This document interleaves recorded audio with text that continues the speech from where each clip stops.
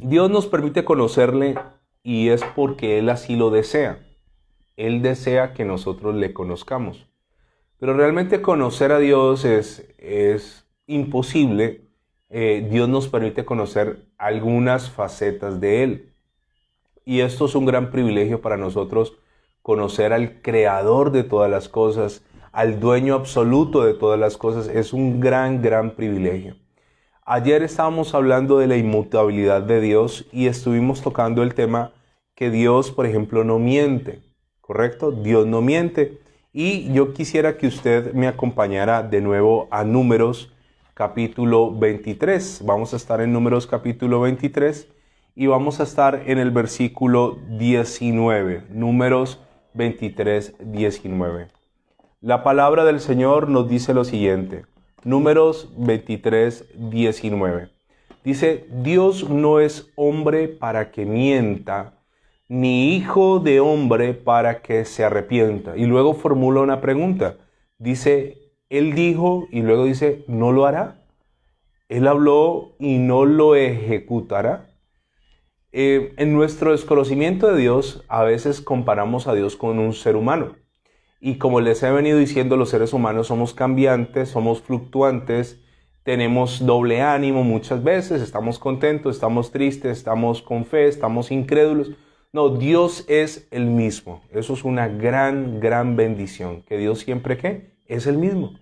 Entonces, cuando yo me relaciono con Dios, sin importar si es lunes o martes, o es de noche, o es de día, me voy a encontrar con un Dios que siempre está igual.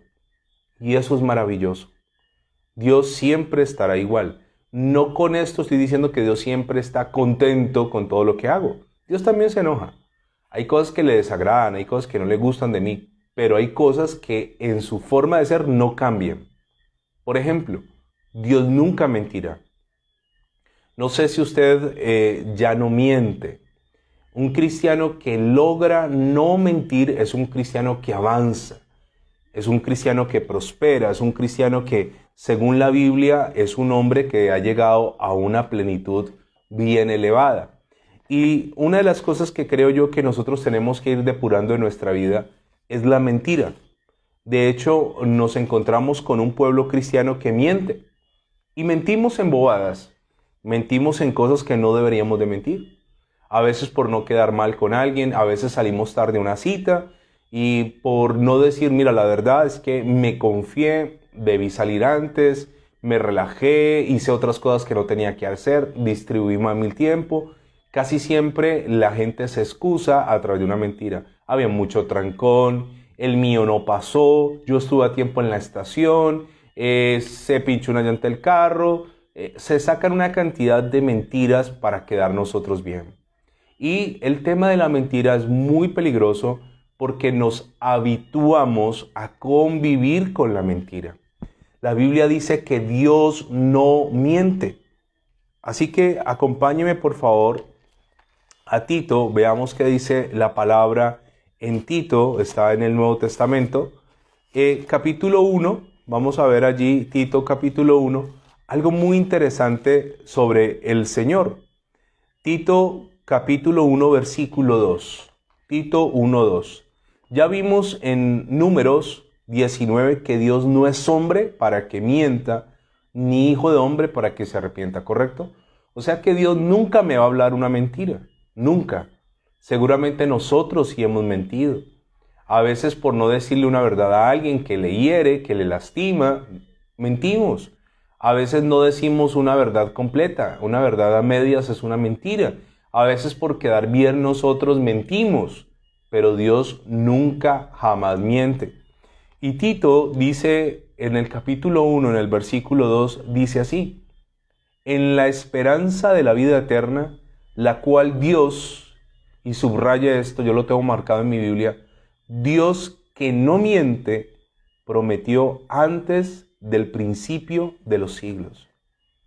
Se lo volveré a leer. En la esperanza de la vida eterna. ¿Qué tenemos? Una esperanza de una vida eterna, la cual Dios, que no miente, prometió esta esperanza desde antes del principio de los siglos, antes de que fuera el día 1 del año 1, en cronológicamente hablando, para nosotros los seres humanos, antes de eso, Dios prometió la esperanza de la vida eterna. Y aquí el apóstol Pablo está diciéndole a Tito, Dios que no miente. Dios que no miente.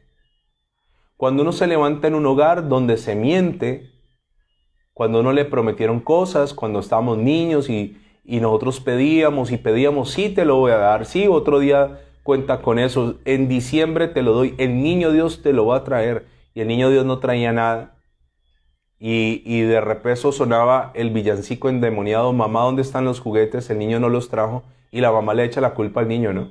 ¿Será que tú hiciste algo malo? Ese villancico lo aborrecía con todo mi corazón. Entonces uno comienza a perder esa credibilidad en Dios. Cuando la gente que tú amas, admiras, sigues, te miente. Entonces, en nuestro ser interior, nosotros somos de hacer conexiones y relacionar cosas. Entonces, hacemos una relación de las mentiras que nos han dado y lo llevamos al plano de Dios. Recuerde que Satanás le dijo a Eva que Dios mentía.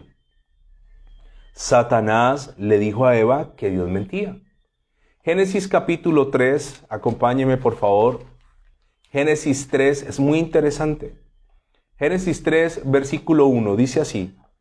Pero la serpiente era astuta más que todos los animales del campo que Jehová Dios había hecho, la cual dijo a la mujer, con que Dios ha dicho, no comáis de todo árbol del huerto. Mire, ¿qué hizo Satanás? Comenzó a decir, Dios dijo que no comieras de ningún árbol, o sea, una mentira. Y luego dijo, la mujer respondió a la serpiente, del fruto de los árboles del huerto podemos comer. Ella le aclara, pero del árbol que está en medio del huerto, dijo Dios, no comeréis de él, ni le tocaréis para que no muráis. Entonces la serpiente le dijo a la mujer, no moriréis, sino que sabe Dios que el día que comáis de él serán abiertos vuestros ojos y seréis como Dios sabiendo el bien y el mal. ¿Cuál fue el pecado de Eva? Le creyó a Satanás una mentira e igualó a Dios con un ser mentiroso. Cuando Satanás dijo, no van a morir, ¿qué está diciendo? Dios miente. Eva, Dios te está mintiendo. Lo que Dios en realidad no quiere es que tú seas como Él. Por eso el pecado de Eva y de Adán fue querer ser como Dios. Porque esa es la propuesta que le hace Satanás. Seréis como Dios sabiendo el bien y el mal. Que eso es lo que pasa hoy con la humanidad. Hoy la humanidad, cada uno quiere ser su propio Dios, establecer su propio reino, su propio Edén, sus propias normas. Ahora, Satanás, que es padre de todas las mentiras existentes, le dice a Eva, no vas a morir. O sea, Dios miente porque la verdadera razón es que Dios no quiere que ustedes sean como Él. Yo quiero decirle, Dios jamás me va a mentir. Los humanos sí. Puede que nuestra pareja nos mienta, puede que nosotros le mintamos a nuestra pareja, puede que tu pastor te mienta, puede que tu papá te mienta, tus hijos te pueden mentir. Por eso la Biblia dice, Dios no es hombre para que mienta. Dios en su naturaleza es imposible. O sea, jamás Dios podría decir una mentira. Entonces cuando yo recibo la revelación de esto que estamos hablando, yo entiendo que si Dios dijo algo, no miente. Porque a veces Dios nos puede dar una palabra a nosotros. Porque Dios nos puede dar una profecía correcta, verdadera de Él. ¿Y por qué la abandonamos? Porque viene Satanás y nos dice, Dios te mintió. Y como vivimos en una sociedad que miente, y vivimos en un pueblo cristiano que miente, escúcheme. Vivimos en una sociedad que miente. Ahora nosotros los cristianos decimos, no, pero es que yo soy cristiano y yo digo mentiras blancas. Yo no digo mentiras muy graves ni muy oscuras. Mentira es mentira. Ahora, en Tito leímos que dice que Dios no miente, ¿recuerda? Pero también lo hemos venido leyendo en Hebreos capítulo 6. Volvamos al Nuevo Testamento, Hebreos capítulo 6. Y yo quiero que esto nos quede completamente claro a nosotros. Hebreos capítulo 6, versículo 17 y 18. Acompáñenme, por favor. Hebreos 6, 17 y 18. Dice la palabra del Señor: por lo cual, queriendo Dios mostrar, dice la palabra, más abundante a los herederos de la promesa, la inmutabilidad de su consejo. ¿Cómo es el consejo de Dios? Inmutable. ¿Qué significa eso? Que el consejo de Dios no cambia. Es inmutable.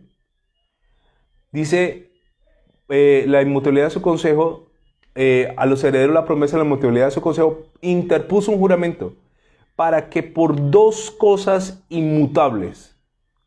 ¿Cuáles dos cosas inmutables? En las cuales es imposible que Dios mienta. Tengamos un fortísimo consuelo los que hemos acudido para asirnos de la esperanza puesta delante de nosotros, la cual tenemos como segura y firme ancla del alma que penetra hasta dentro del velo. Permítame leer este versículo 18 en otra versión. Dice la versión Dios habla hoy: de estas dos cosas que no pueden cambiarse y en las que Dios no puede mentir, recibimos un firme consuelo. La versión NTV dice: así que Dios ha hecho ambas cosas, la promesa y el juramento. Estas dos cosas no pueden cambiar porque es imposible que Dios mienta. Dice la versión PDT: hay dos cosas imposibles que Dios mienta y que no cumpla lo que promete. Me gusta esta versión, la PDT, Palabra de Dios para Todos. Hay dos cosas imposibles: que Dios mienta y que no cumpla lo que promete. Entonces, ¿qué nos ocurre a nosotros? Estamos enfrascados creyendo en un Dios con atributos humanos. No, Dios no miente porque no es hombre. Ahora, ¿qué ocurre aquí? Al Señor Jesús, cuando hablaba, la gente no le creía. Acompáñeme por favor a Juan, capítulo 8. Vamos a ver cómo el Señor hablaba y la gente no creía. Muy similar a lo que está pasando hoy. El Evangelio según San Juan, capítulo 8, en el versículo 43. Juan 8, 43. El título dice: soy de vuestro padre el diablo. El Señor dice esto: ¿por qué no entendéis mi lenguaje? ¿Qué le está diciendo el Señor Jesús a la gente? A los hipócritas. ¿Por qué no entienden mi lenguaje? ¿Por qué no podéis escuchar mi palabra? Vosotros, le dice el Señor, sois de vuestro padre el diablo, y los deseos de vuestro padre queréis hacer. Y me habla dos cosas muy interesantes de Satanás. Él ha sido homicida desde el principio. ¿Qué es un homicida? Uno que mata seres humanos. Él ha sido homicida desde el principio y dice: y no ha permanecido en la verdad. Y luego dice esto: porque no hay verdad en él. Así como la luz no tiene tinieblas, asimismo las tinieblas no tienen luz, asimismo es imposible que Dios mienta, asimismo Satanás permanece en total y absoluta mentira. Y dice: no permaneció en la verdad, y dice: porque no hay verdad en él. Y luego dice esto: cuando habla mentira, de suyo habla, porque es mentiroso y padre de mentira. Cuando Satanás habla, ¿qué está hablando él? Mentiras, mentiras, mentiras. Y luego dice en el 45: y a mí, dice el Señor, porque digo la verdad, no me creéis. Y esto es lo que le pasa al pueblo de Dios. Le creemos al mentiroso sus mentiras. Y Jesús está diciendo: y a mí que hablo verdad, a mí no me creéis. Le creemos a Satanás. Tenemos una facilidad impresionante para creer las mentiras del padre de mentiras. A él le creemos, pero a Jesús, la palabra, no creemos. Entonces hay una situación. Satanás viene y dice: es una enfermedad, está grave, es terminal. Mentiras, basura sale de su boca, mentiras, constantemente. Cuando habla mentira, de suyo habla, dice el Señor Jesús. Porque es mentiroso. Porque no hay verdad en él. Porque es padre de mentira. Entonces no vas a prosperar, no vas a salir adelante. No dice Satanás, todo el tiempo Satanás habla a nuestra conciencia, a nuestra mente.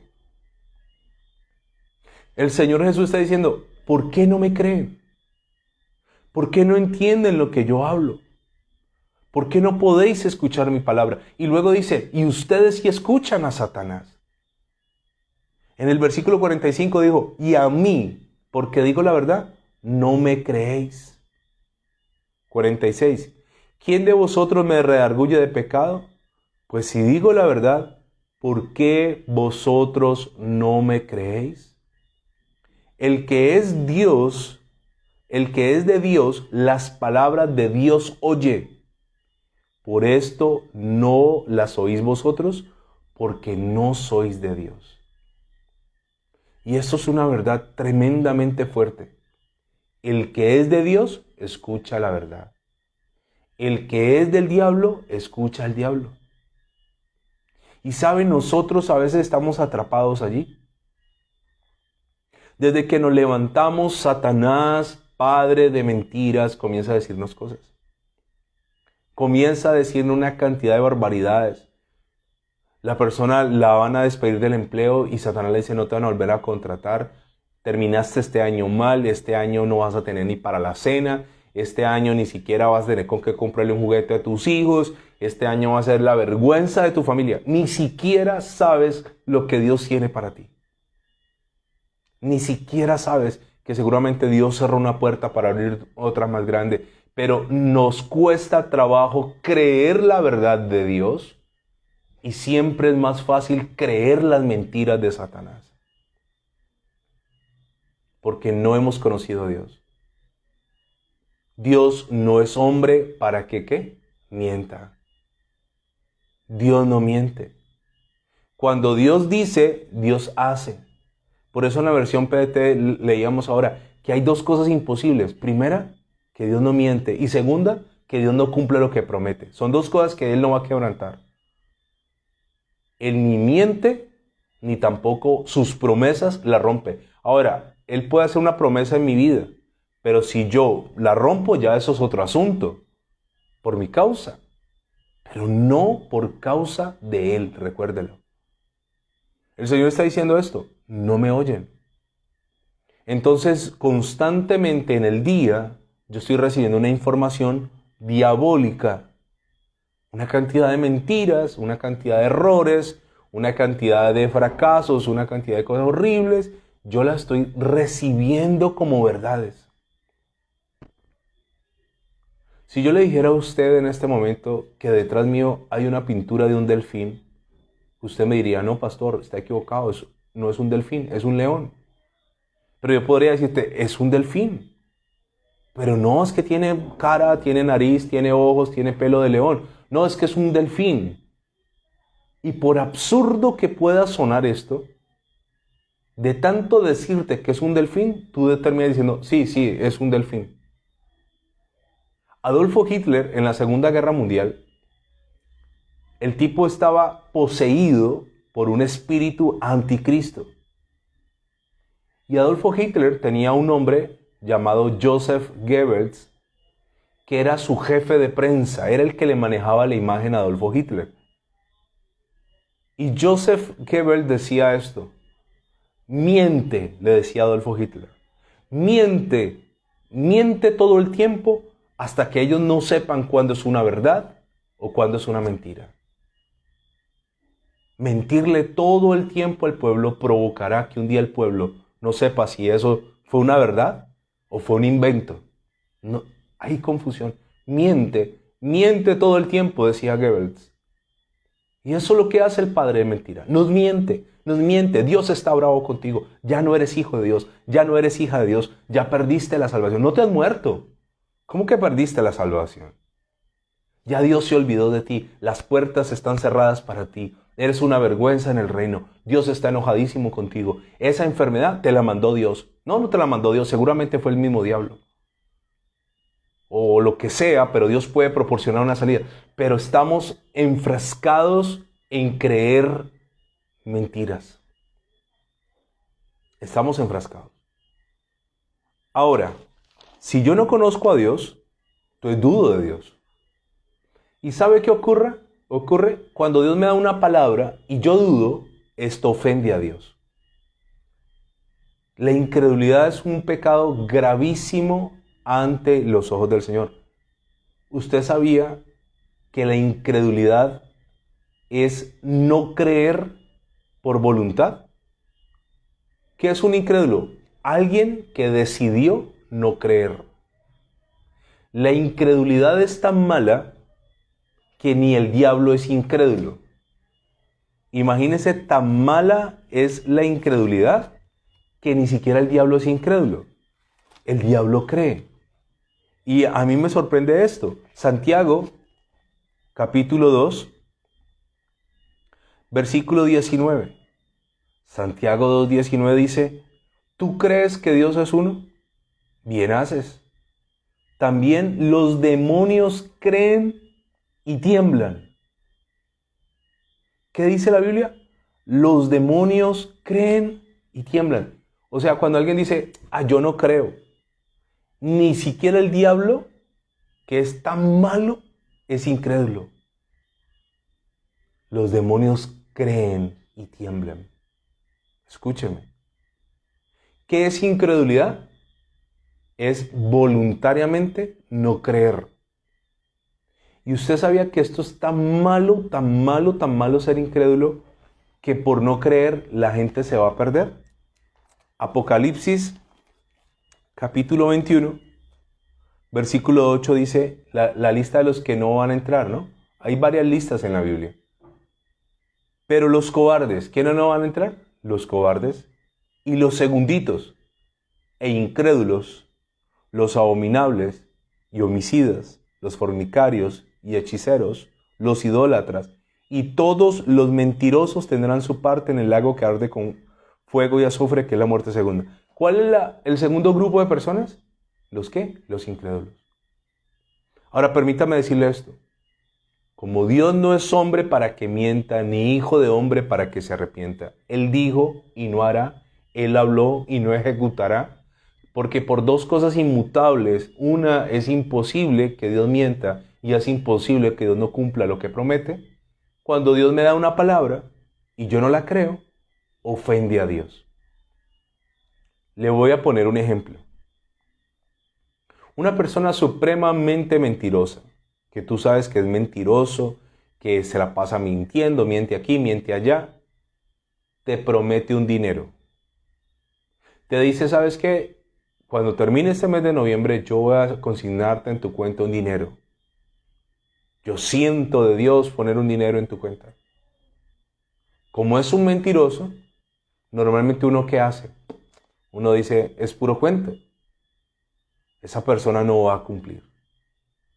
De hecho, ni siquiera te imaginas cómo será recibir ese dinero. ¿Por qué? Porque la palabra radica en quien la dijo. Entonces, como la dijo un mentiroso, la palabra no tiene peso. ¿Correcto? De hecho, a mí me ha pasado con pastor. Personas que, pastor, mire, yo tengo una situación económica en la empresa y mire, cuando Dios haga el milagro, pastor, mire, cuente con eso. Y yo sé que es pura carreta. Y efectivamente, Dios por su misericordia se glorifica, pero lo otro era puro cuento. Finalmente, yo nunca espero de la gente nada.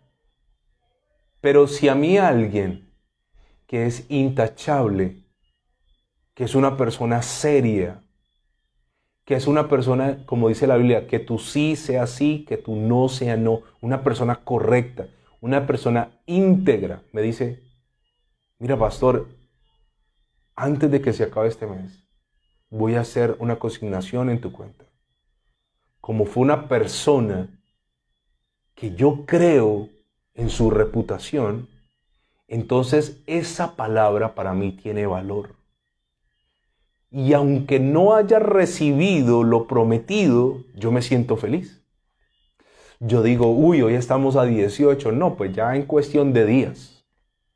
Y estaría feliz y estaría diciendo, uy, cuando reciba ese dinero voy a hacer esto, voy a hacer lo otro, por aquí, por allá.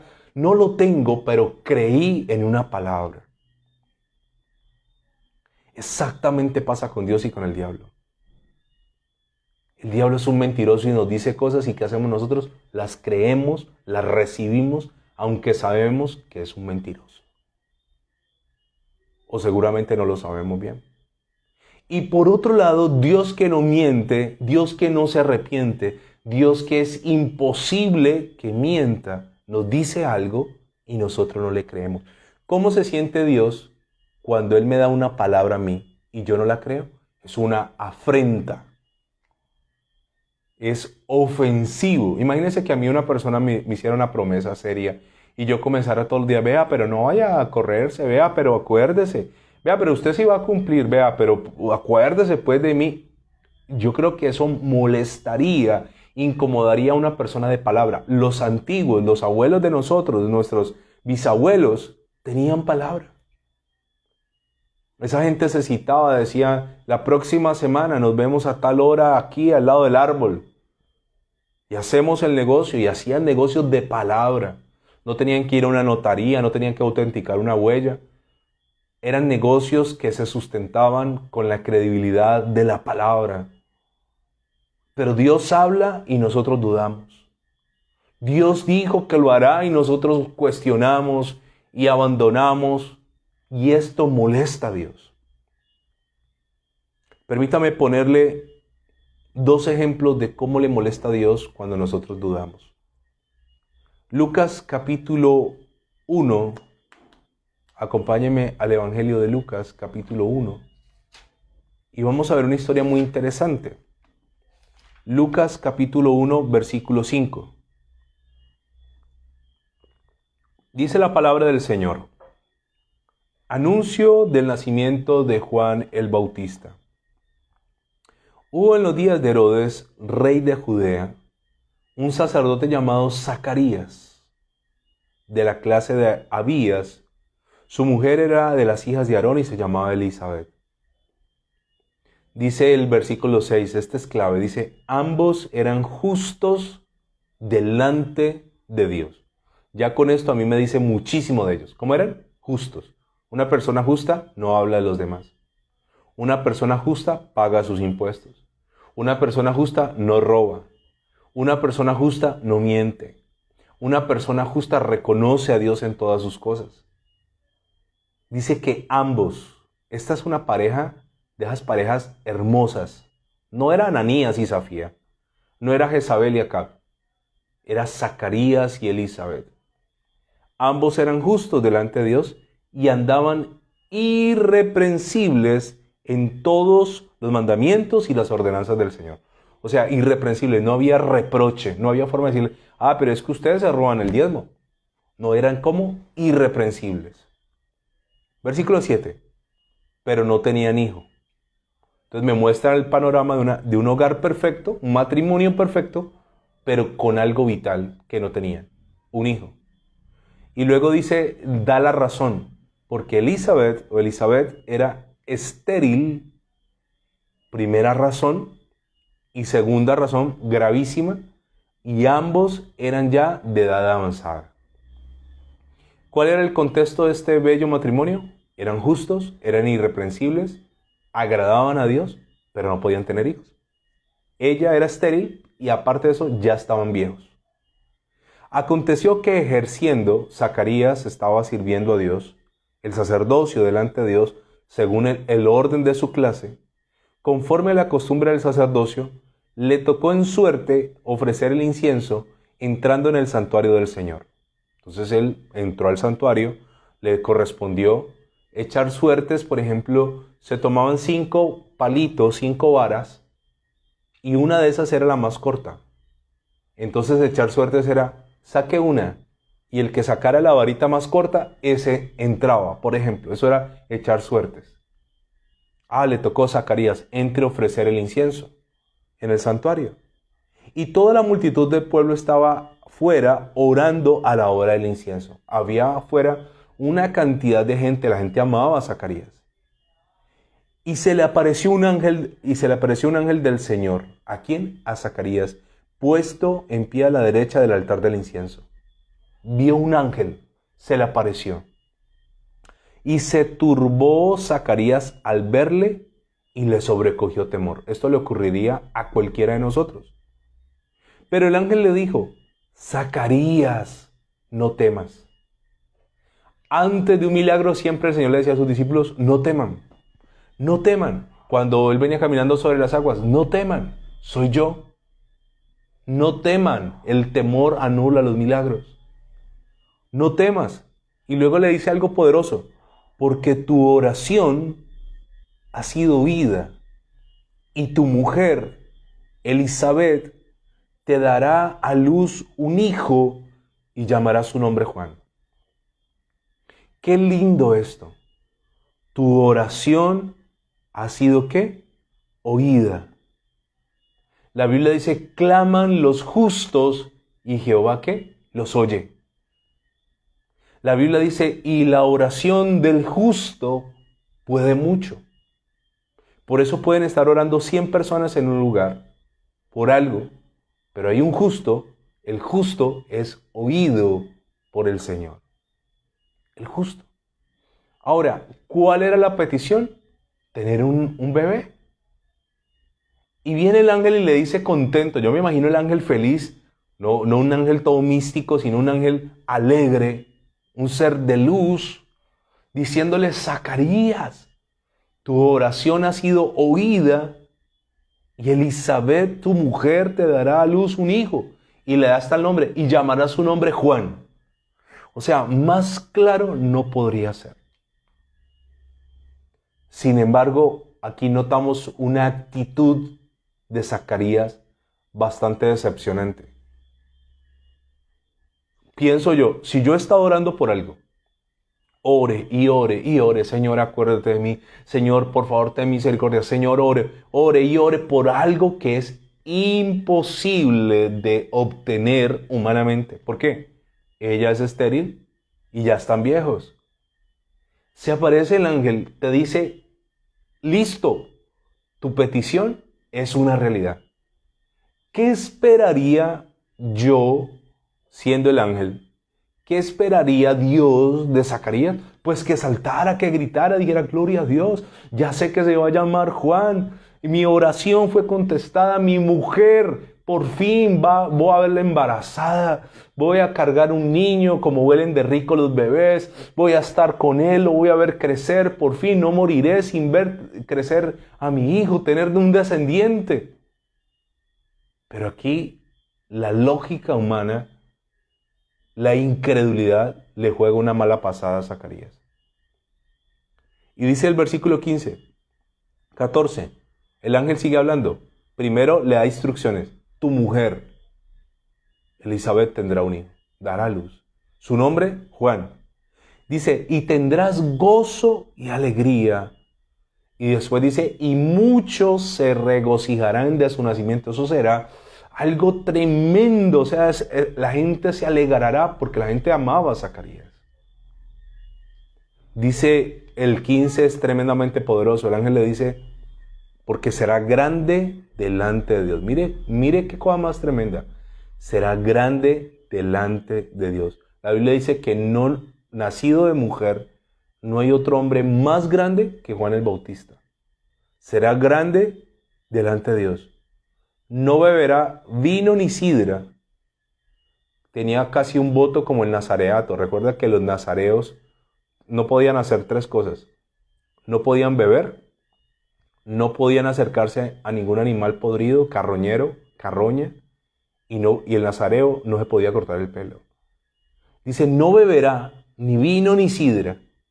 Y esto es lindísimo, esto hacemos nosotros con los niños en la iglesia. Dice: y será lleno del Espíritu Santo aún desde el vientre de su madre. ¡Qué impresionante! El Espíritu Santo iba a venir sobre un bebé aún antes de nacer. Pero dice el 16: y hará que muchos de los hijos de Israel se conviertan al Señor, Dios de ellos. Este hombre hará que muchos se conviertan. Será un motivo de alegría. No beberá vino ni sidra, recibirá el Espíritu Santo del vientre, se llamará Juan, lo dará a luz tu mujer estéril, Elizabeth. Y luego dice esto, e irá delante de él con el Espíritu y con el poder de Elías para hacer volver los corazones de los padres a los hijos y los rebeldes a la prudencia de los justos para preparar al Señor un pueblo bien dispuesto. Le está diciendo, Él va a preparar el pueblo para el Mesías. Hará volver el corazón de los padres a los hijos.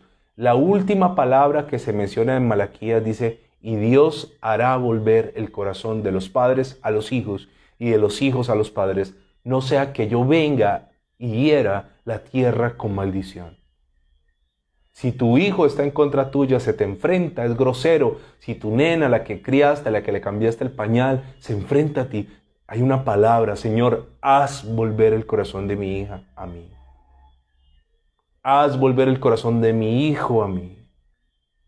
Y dice que el ministerio de Juan el Bautista será hacer volver el corazón de los padres a los hijos y los rebeldes, que es una cosa muy difícil, a la prudencia de los justos para preparar al Señor un pueblo dispuesto. Estará dispuesto el pueblo.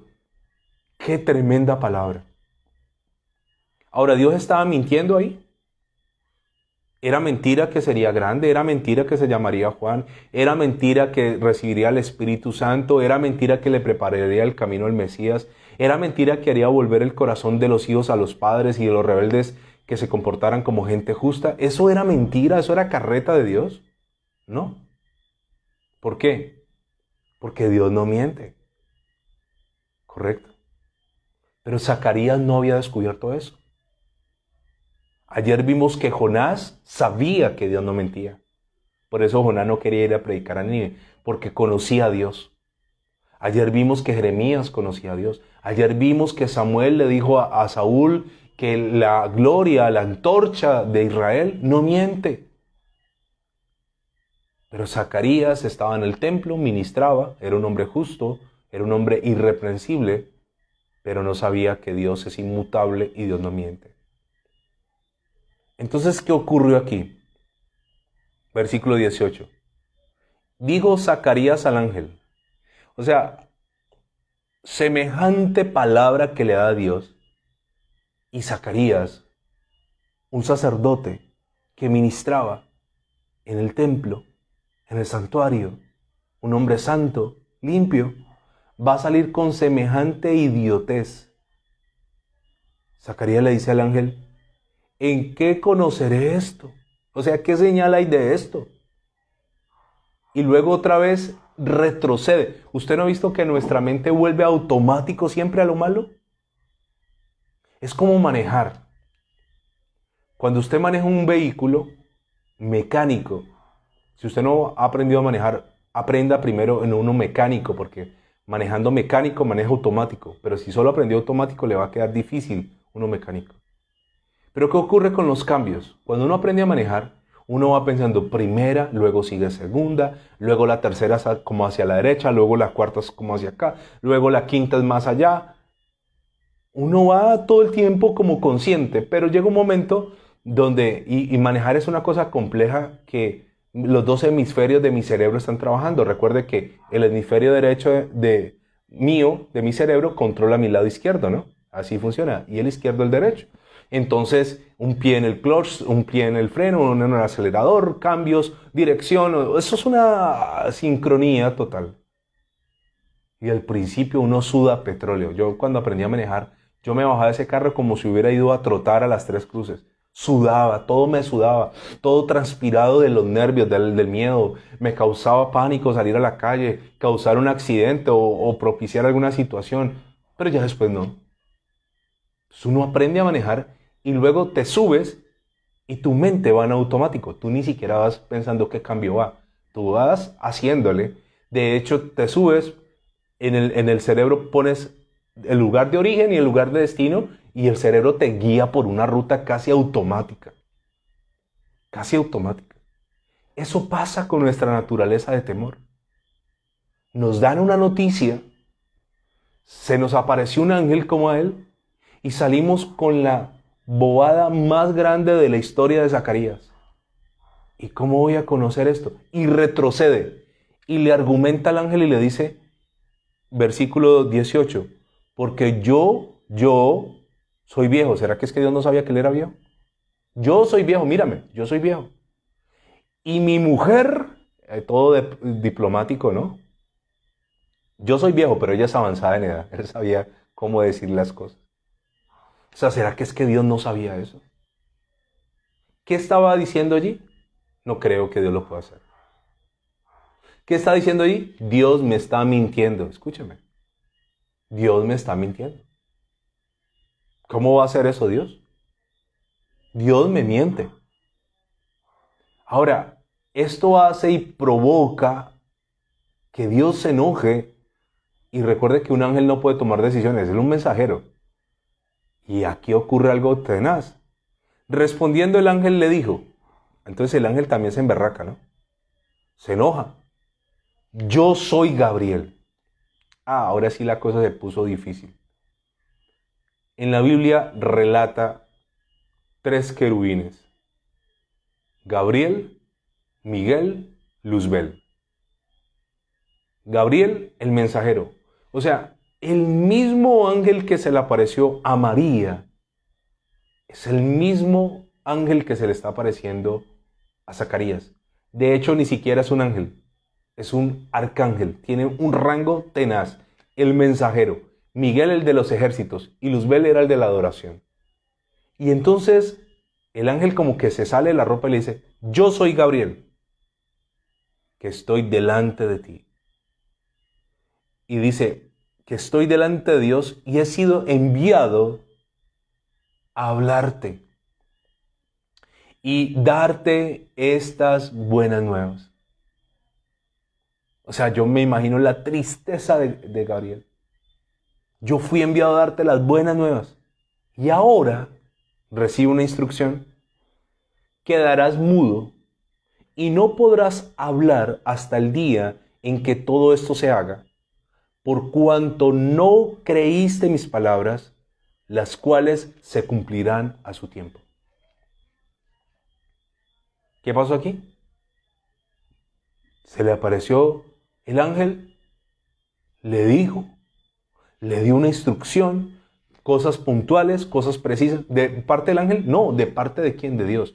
Por eso él le está diciendo, yo soy Gabriel, que estoy delante de Dios y he sido enviado a hablarte.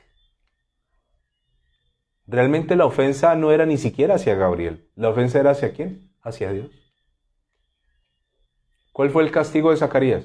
Quedarás como mudo. Quedarás mudo.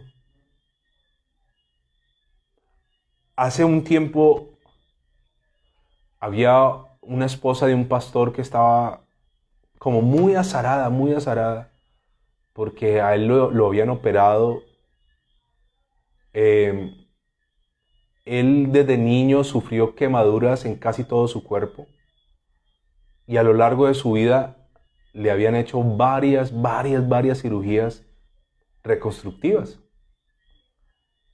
Y recuerdo que estábamos con mi esposa en Estados Unidos, con mi hijo, y ella, el pastor, trabaja en una iglesia muy grande allá, y la esposa del pastor es colombiana, y ella es amiga de unos familiares de mi esposa. Y nosotros andábamos de paseo, estábamos en una cosa que se llama Lion Safari, estábamos en un recorrido viendo animales, cuando comenzó a llamar a esa señora porque el esposo estaba en coma, había terminado la cirugía y no despertaba. Entonces ella comenzó a llamar a los familiares de mi esposa porque ambos son, la prima y el esposo son médicos. Y ella estaba muy angustiada, ¿por qué no despierta? Lleva tantas horas, ¿por qué no reacciona? Entonces yo sentí decirle a ellos, si quiere dígale que me la comunican y oramos. Entonces le dijeron, mira, aquí nosotros tenemos a una familiar y su esposo, ellos son pastores, ellos quieren orar por ti. ¿Quisieras que oraran por ti? Ok. Y me la pasaron por teléfono y yo comencé a orar y a orar y comencé a dejarme guiar por el Señor, a hacer una oración no humana, no lo que ella quisiera oír, sino lo que yo sentía en ese momento de parte de Dios decirle. Y cuando yo dije amén, amén, me vuelve a pasar a Julano. O sea, ella no estuvo escuchando la palabra del Señor. No escuchó la oración. Ay, venga, pero, ¿y por qué no reacciona? Acabamos de orar y vuelve al estado mental de antes. ¿Por qué no reacciona? Ese señor estuvo por lo menos 1 mes y medio en coma.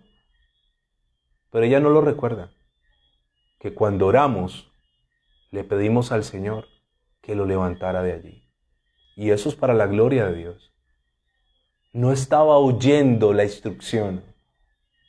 No estaba oyendo la palabra. No estaba oyendo la oración. No, su mente estaba pensando en la medicina, en lo humano. Y Zacarías estaba pensando en lo humano. Soy viejo y mi mujer avanzada en años, vieja también. ¿Cómo ocurrirá esto? Cuando Dios da una palabra y yo no le creo, ¿Dios se pone feliz? Le quiero contar que el Dios inmutable se enoja. Mañana, si Dios lo permite, seguimos. Gracias, Señor, te doy en esta hora de la noche. Gracias porque tú no me mientes nunca. Nunca, jamás me has mentido. Seguramente yo sí he recibido falsas profecías. Eso sí he recibido. Hombres que me han mentido, muchos. Hombres que dijeron que tú mandaste a decir cosas que tú no dijiste. Ah, eso es otra cosa. Ahí sí me han mentido muchas veces. Pero cuando en esa voz interna, cuando en el silencio, tú has venido a hablarme a mí y me has dado una palabra, y esa palabra no la conoce ningún hombre, esa palabra no la conoce ningún espíritu maligno. Cuando tú has venido a hablarme al corazón y me has dado una palabra, nunca, jamás me has mentido. Cuando yo me convertí a ti, Señor, una de mis mayores cargas eran mi papá, mi mamá y mi hermana, la salvación de ellos. Y recuerdo que un día me diste una palabra y me dijiste, tu casa es asunto mío. Y no me mentiste, Señor. Porque tú no eres hombre para que mientas, ni hijo de hombre para que te arrepientas. Tú dijiste y no harás, hablaste y no ejecutarás. Perdóname, Señor, por no conocer al Dios inmutable. Tú no cambias. El mismo Dios que le prometió, que le dijo a Zacarías que sería papá, ese Dios no cambió. Sigue siendo el mismo hoy. Así que afino mis oídos, afino mis sentidos espirituales para escuchar tu dulce voz y recibir una palabra que creeré. La voy a creer porque tú no mientes, porque es imposible en tu inmutabilidad que mientas. Recibe la gloria y la honra en el nombre de Jesús. Amén y amén.